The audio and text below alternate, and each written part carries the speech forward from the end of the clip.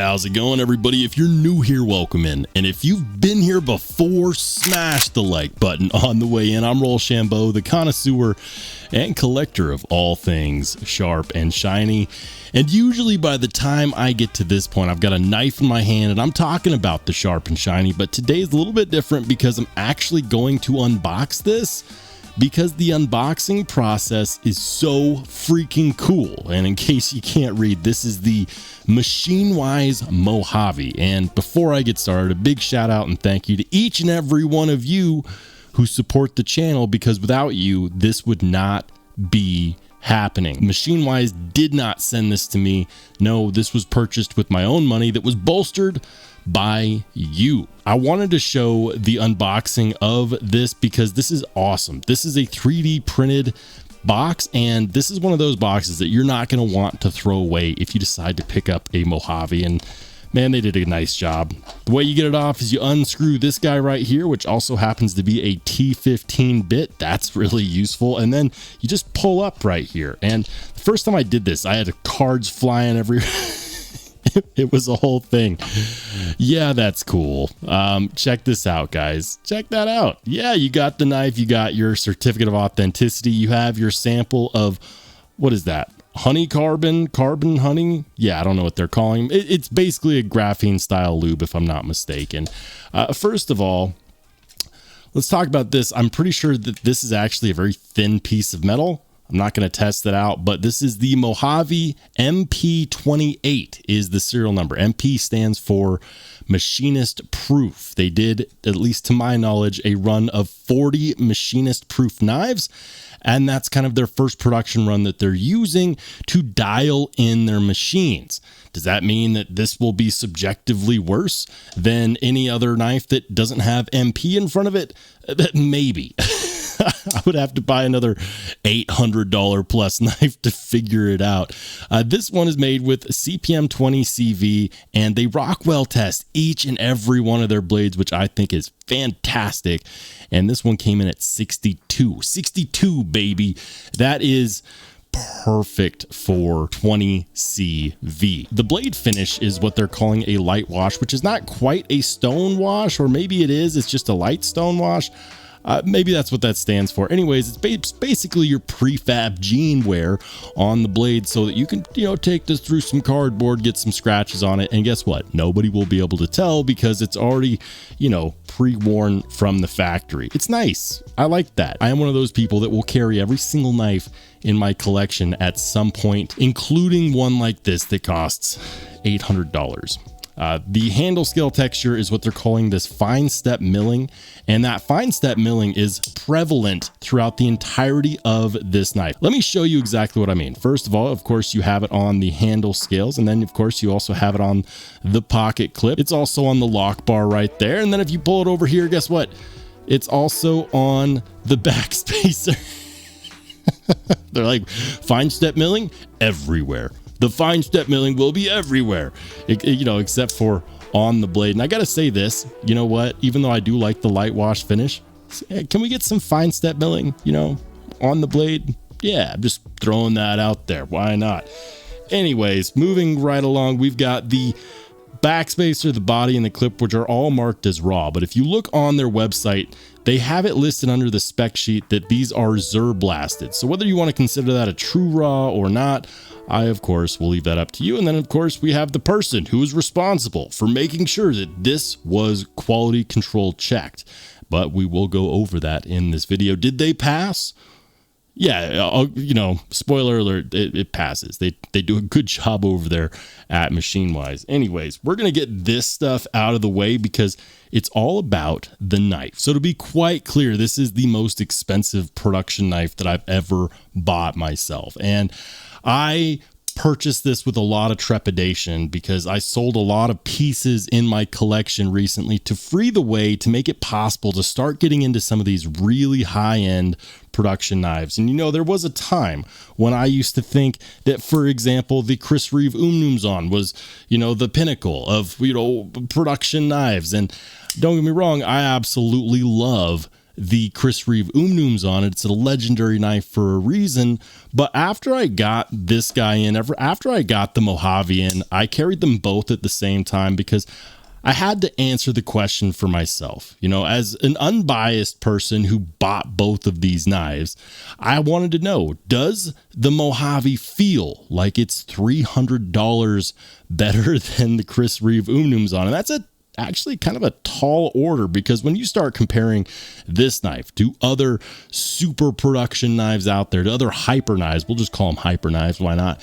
It starts to really kind of expose a lot of these other high-end knives out there that go for, you know, $300-400 more. And so I wanted to know, you know, is it worth it? Can you tell the difference? And I'm going to tell you right now, yes. First of all, let's talk about exactly what I like about this knife. So the action is about as perfect as you can get it on a flipper knife. And this actually is one of the things I don't like about this. There's no jimping on that flipper. For some reason, Machinewise thinks that that's acceptable, but yeah, we'll get to that later. The action is perfect. A lot of that has to do with the fact that we have a flipper tab which is higher than the pivot, meaning that you should not be able to actually fail the flipper unless there's something obstructing the path of the detent, or of course of the bearings, or in case you're just like ham hocking the lock bar. But it's perfect. It's very incredibly smooth. I compared this to every single flipper tab knife in my collection, and what I found was that absolutely nothing felt like this. That comes down to the detent, as well as how well tuned the pivot is and how tight the tolerances are on the bearings. Being a first production run, they automatically put skiff bearings in their first production run knives, which means that this one in fact has it. The detent itself is kind of weird to describe because it's not like a super heavy detent. It doesn't take a whole lot for me to break that detent, but there is a ton of retention in that detent. Does that make sense? It doesn't take much at all. Look, I can stop it right there.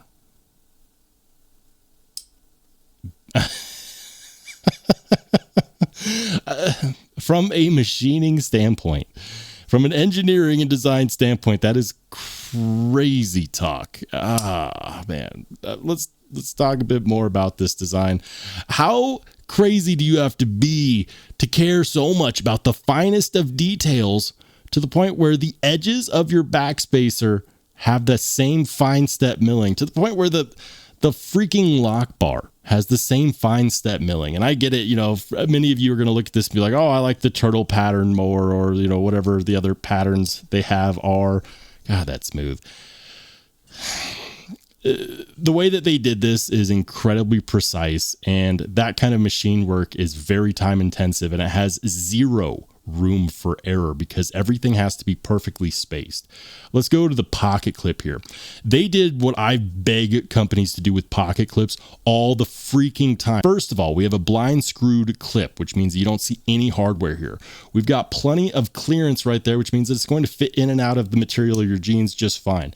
There is not a whole lot of flexibility on the clip. That is fine because we have extra space that's been milled out below it. So they ended the milling on the handle scales and gave it a little bay for it to sit in. Now, it's not just a flat spot underneath the tension point. No, it goes for the entirety. And not only does that give extra space, but it also makes it so that it's a very smooth going in and out of the pocket. This is easily one of the best, if not the best, pocket clip designs that I've checked out in the last year and a half. There's a few other knives out there which have kind of a similar clip design that also work extremely well, but this is easily the best executed version of one that I have come across personally. Another knife out there that has a similar style clip would probably be something around the realm of maybe a Craig Brown FSD or a Cortex. It's ridiculous. We of course have a lock bar insert and an over travel stop, which is good on modern day knives. Honestly, we just need that. Okay. On the blade itself, this is what I would consider to be a modified sheep's foot. but it's in the very rare company of a few knives where it's a sheep's foot that actually has some piercing action based on how far out they brought that tip and how far back they have that reversed. I'm going to call that a reverse tonso, even though that's not a real blade shape. Yeah, you could absolutely pierce with this. You could, stab with this if you want to. It's not really the gas station Slurpee Defender 5000 because, if you go to cap off with your thumb right here, just don't defend your Slurpee with this knife and everything will be okay. But my point is that you can get into packages just fine. The deployment on here is not just the flipper tab, but also you have this fuller, and the fuller is perfect for the reverse flick. Now, reverse flick is easily the most popular deployment style out there. One of the things I love about a fuller deployment here is that you get to choose how strong that detent is based on mechanical advantage. What I mean when I say that is that the further down the blade you decide to deploy it, the lighter the detent is. If you go way down here, yeah, you can fail it because you have so much leverage on the blade itself that you don't really get that much out of the detent. But, you go up here to a middle spot and it's, gets stiffer. You go up here all the way up to the top and you can ramp up some power behind that, which is good. Can you do a thumb flick off the fuller? I mean, I can't. Maybe you can. I'm not that talented. Regardless, there's more that I love on this knife. We're not even to the point where I'm talking about the fact that this has a single-sided captive pivot, of course, but take a look at this jimping. This jimping is nicely spaced out. It's deep enough where you actually get some good grip. You could get good grip on this with gloves, without gloves, no problem. And also we have this jimping up here near the tip, which allows you to get some really good control. You see what I did here with my index finger? You kind of trigger pull this because that is in fact a finger choil. It's behind the plunge grind. That's why I'm calling it a finger choil. And you can graduate your thumb right there and you've got perfect control to carve into whatever needs doing. It's extremely addictive to deploy. If you're one of those people that likes the super fidgety, super smooth knives, I can tell you right now, the best way I could describe the action on this knife is going to be ceramic with glass washers. There is one thing that I am going to harp on right now, and that is going to be the flipper tab. And here's the thing, guys. I unboxed this for the very first time on my live streams. Those happen every Wednesday and Saturday at 8 p.m. Mountain Standard Time, by the way. So if you want part of the fun, make sure you join in those. Subscribe, hit the notifications. It'll let you know. And I was kind of embarrassed because I got it out of the box and it was the most expensive knife I've ever purchased for the channel. And I go to flip it and fail. And I go again and fail. I'm like, what? What's going on here? First of all, this is a sensitive lock bar. Sensitive. I haven't had an issue with it after that live stream, but it was embarrassing because whenever you have a sensitive lock bar like this, the jimping on the flipper tab really helps you locate your finger in the right spot and have that extra little bit of grip that you need. And I know I'm not the only person that's bought one of these that's mentioned that they wish that there was jimping on the flipper tab, but there's no good reason for it to not be there. Let me say that again. There is zero good reason for there to not be jimping on the flipper tab. I know some people would say, oh, I wish that there was a flipperless version. Well, if you're going to delete the flipper anyways, there's no jimping there, go for it. But I'm not going to do that on this knife because this knife is super highly collectible. I don't see myself selling it, but you never know what the future holds. How does the edge feel? Because, the first and foremost purpose of a knife is to be a tool, to be able to cut things. Have I cut things with it? Yes, and I will share some of that footage with you right now. The edge geometry is extremely slicey. It cuts through cardboard like it's super thin paper. For my test, I cut through a piece of scrap shipping box from US Postal Service, and I gotta say that it just rides through that material without any issue at all. If you're someone that destroys Amazon boxes on the daily, it's going to help you out a lot in that way. It's an excellent cutter and you're not going to be disappointed at all. It came from the factory with this polished edge, and it's not really showing that well right in here because I've already cut with this knife and I haven't cleaned off the tape gunk, but I just want to impress the fact that They did a polished edge right, and that fit and finish, that quality of manufacturing straight from the factory is perfect. I'm glad that they didn't just give us the best action in the world and then forget that the knife also needs to cut things. So absolutely great job there. This knife is not super heavy either. Guys, it's almost an 8.5 inch knife. You know, here's your size comparison up against the Chris Reeve Umnumzon. They're actually pretty well matched as far as size is concerned. It's not a small knife. This is easily a full-size knife and then some. It's not a very heavy knife. I mean, we're talking about 3.6 ounces with a roughly 3.5 inch blade. That's excellent. They balanced that perfectly. This balances extremely well. It's very easy to index in the hand, to maneuver, to get a good grip on. And the machining, the engineering is all there. This was kind of a test run for me to see if I really like the company or not. And it turns out that they just happen to make one of the best knives that I've ever handled in my life. And I've handled some pretty cool knives on this channel. But now it's time for you to tell me what your thoughts are. What do you think of the Machinewise Mojave?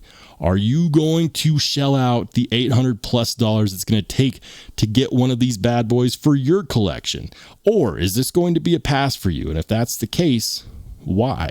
Let's have that discussion in the comment section down below, guys. If you enjoyed the video and you haven't done so yet, please consider hitting that subscribe button. It's about to pop up here in the corner. But by the way, if you just want to watch some more awesome knife and EDC content, feel free to click on one of the videos that pops up next.